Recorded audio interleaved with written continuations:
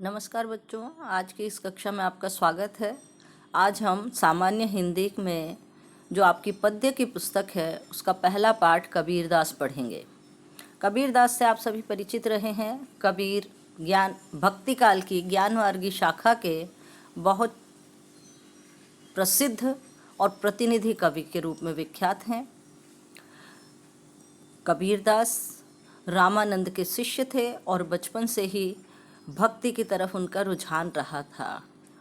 वे उच्च कोटि के कवि होने के साथ साथ उच्च कोटि के साधक भी थे, सत्य के पूजक थे, ज्ञान के अन्वेषक थे।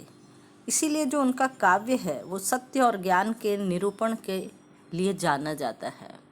कबीर निर्गुण ब्रह्म के उपासक थे। उन्होंने मूर्ति पूजा का विरोध किया, मंदिर मस्जिद का विरोध किया। वो कहते थे कि ईश्वर तो आपके भीतर ही निवास है। वो कहते हैं ना, उनका पद है, मोह को कहाँ ढूंढे रे बंदे, मैं तो तेरे पास में।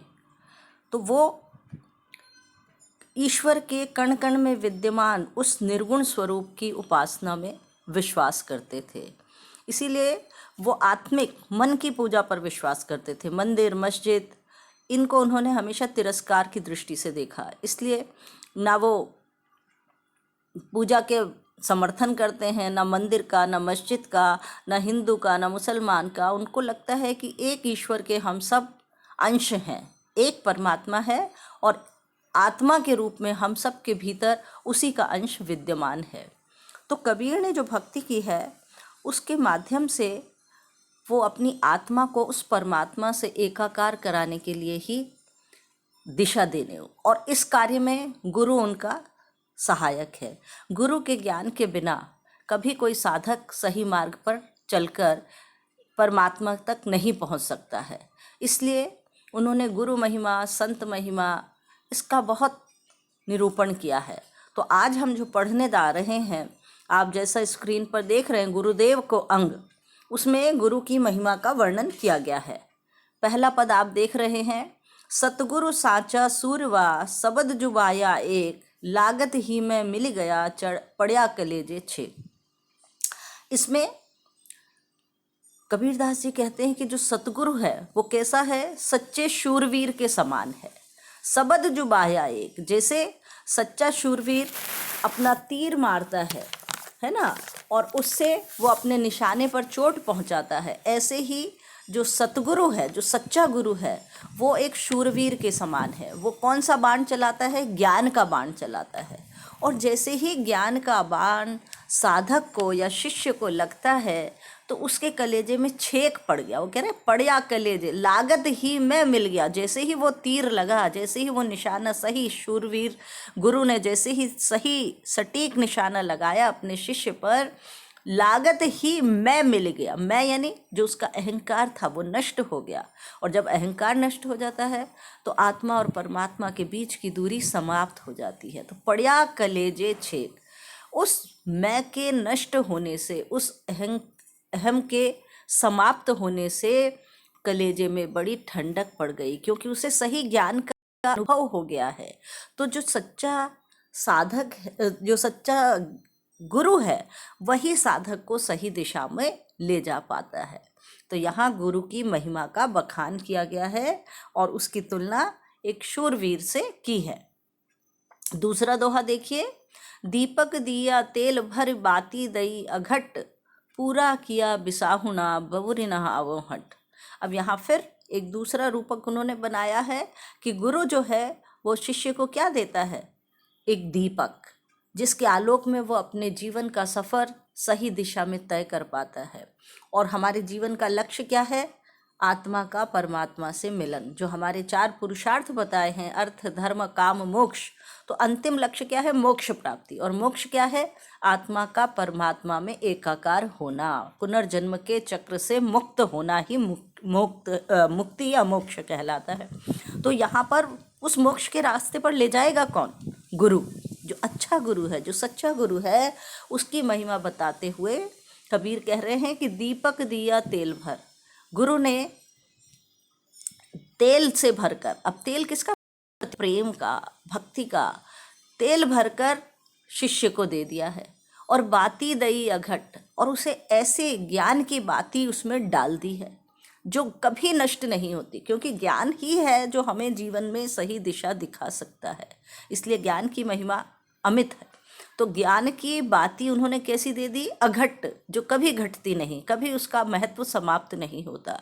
और उस आलोक में, उस ज्ञान के दीपक के आलोक में कबीर कह रहे हैं कि पूरा किया बिसाहुणा। बिसाहुणा यानी व्यापार। उसने व्यापार अपना पूरा कर लिया है। बहुरी ना आवो हट, इसलिए अब वो इस संसार रूपी हाट बाजार में फिर से नहीं आएगा। अब इसका अर्थ क्या है? संसार क्या है? बाजार। जैसे बाजार में हम चीज़ खत्म होती है, लेते हैं, फिर पैसा देते हैं और चक्र चलते रहता है, लेन देन का, आवक। तो ऐसे ही जो संसार रूपी बाजार है उसमें आवागमन का चक्र चलते रहता है। आप जैसे कर्म करते हैं उसका परिणाम भोगने के लिए आपको पुनः किसी योनि में जन्म लेना पड़ता है, फिर उसमें जो करते हैं उसके लिए फिर दूसरी योनि में। तो ये जो निरंतर क्रम है ये चलते ही रहता है। लेकिन जिस शिष्य को, जिस साधक को ज्ञान प्राप्त हो जाता है, जिसको सच्चा गुरु मिल जाता है जो उसे सही दिशा दे देता है, तो कह रहे हैं उस ज्ञान के आलोक में फिर जो ये संसार रूपी हाट बाजार है इसका व्यापार पूरा हो जाता है, तो उसे आना नहीं पड़ता है। तो कबीर यही कह रहे हैं कि मेरे गुरु ने मुझे ऐसा ज्ञान का दीपक दे दिया है कि मैं अब ये व्यापार, जो क्रिया व्यापार है, लेन देन, जो आना जाना, ये सब मैं अब पूरा कर चुका हूँ। इसलिए अब मुझे पुनर्जन्म से मुक्ति मिल गई है। अब मैं फिर से इस हाट बाजार में नहीं आऊँगा। अब आप तीसरा देखेंगे, गुरु गोविंद तो एक है, दूजा यह आकार, आपा मेट जीवत मरे तो पावे करतार। वो कह रहे हैं गुरु और गोविंद दरअसल तो एक ही है, क्योंकि अभी मैंने आपको बताया कि उनके अनुसार कहीं मंदिर मस्जिद में ईश्वर नहीं है, वो तो हमारे भीतर ही है। और भीतर है तो वो क्या है? उस परमात्मा का एक अंश है ना। तो गुरु गोविंद तो एक है, गुरु और गोविंद दोनों तो एक ही हैं। और गुरु ही चूंकि गोविंद से मिलाता है, इसलिए वही रास्ता बताता है कि इस आत्मा को परमात्मा से कैसे मिलाया जाए। तो गुरु की महिमा तो अमित है। वो कहते हैं ना, गुरु गोविंदो खड़े काके लागू पाए, बलिहारी गुरु आपने गोविंद दियो बताए। तो गुरु की महिमा तो गोविंद से भी बढ़कर है। तो यहाँ उन्होंने एक बताया है, गुरु और गोविंद तो एक ही समान है। दूजा यह आकार, मात्र यह आकार है, यह शरीर है जिससे हम जन्म ले रहे हैं, उसके कारण हमें दो आभासित होते हैं। आपा मेट जीवत मरे, क्योंकि गुरु तो कैसा है? आपा मेट देता है, अपने अहंकार को मिटा देता है, पूरी तरह से एकाकार हो जाता है। और जो व्यक्ति, जो गुरु, जो साधक ऐसा कर पाता है तो पावे करतार, तभी वह करतार यानी ईश्वर, तभी वह ईश्वर से साक्षात्कार कर पाता है, ईश्वर को प्राप्त कर पाता है। चौथा देखिए, निश्चल निधि मिलाए तत् सतगुरु साहस धीर, निपजी में साझी घना बाटे नहीं कबीर। यहाँ एक और स्थिति का वर्णन जहाँ पर आत्मा और परमात्मा गुरु की कृपा से एक हो गई हैं, उसे आनंद प्राप्ति हो रही है। तो वो कह रहे हैं निश्चल निधि मिलाए तत्, जो निश्चल निधि है, निधि क्या है? खजाना। और निश्चल जो स्थिर निधि है, जो कभी समाप्त नहीं होती है, ऐसी निधि कौन सी है? परमात्मा। परमात्मा से मिलाए तत् सतगुरु साहस धीर, ये सतगुरु ही है जो बहुत धैर्यपूर्वक, बहुत साहसपूर्वक शिष्य को उस मार्ग पर चलाता है जहाँ पर वो जाकर उस परम तत्व से एकाकार हो पाता है। तो कबीर कह रहे हैं कि सतगुरु ने ही मुझे ऐसे परम तत्व से, परमात्मा से मिला दिया है, जो बहुत ही साहसी और धीर गुरु हैं मेरे, उनकी कृपा से ही मैं इस स्थिति में पहुंचा हूँ। तो निपजी में साझी घड़ा, अब जब वो आनंद उत्पन्न होने लगा है, तो जब कोई चीज़ मिल जाती है तो बहुत सारे हिस्सेदार आ जाते हैं लेने के लिए। जब आपके पास कोई चीज़ मिलती है ना, तो सब आपके सगे बनना चाहते हैं कि हाँ मैं भी बहुत क्लोज हूँ तो मैं भी ले लूँ उस आनंद को, उस चीज़ को, उस धन को, उस वैभव को, सब आपसे लेना चाहते हैं। तो यहाँ पर कौन सा खजाना उनको मिल गया है? परमात्मा का खजाना। तो कह रहे हैं निपजी में साझी घड़ा, जब मुझे परमात्मा से साक्षात्कार मेरा हो गया है तो उसके साझीदार बहुत सारे आ गए हैं, लेकिन बांटे नहीं कबीर। लेकिन कबीर ऐसा नहीं है कि वो सबको बांट के रह जाए, नहीं, ये ऐसा खजाना नहीं है जो बांटा जाए। ये तो आत्मानंद का खजाना है जो हमें अपनी ही भीतर एक सुखद अनुभूति कराता है।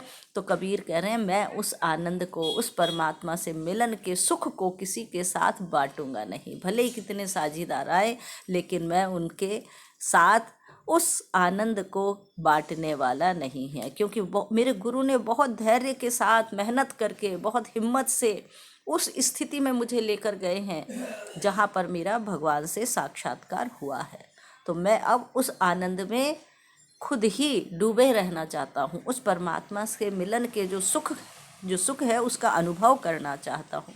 इस प्रकार इन 4 दोहों में कबीर ने गुरु के महत्व को बताया कि साधक ईश्वर तक पहुंच तो सकता है, लेकिन वो रास्ता बहुत दुर्गम है, कठिन है। जीवन में मोह माया ईर्ष्या द्वेष इतने ज़्यादा है कि व्यक्ति उनमें उलझा ही रहता है। एक सच्चा गुरु ही है जो सही यदि मार्गदर्शन कर दे तो साधक का उद्धार हो सकता है। तो इस गुरुदेव को अंग में आपने गुरु की महिमा का वर्णन किया। अब हम दूसरा सुमिरन को अंग अगले उसमें पढ़ेंगे।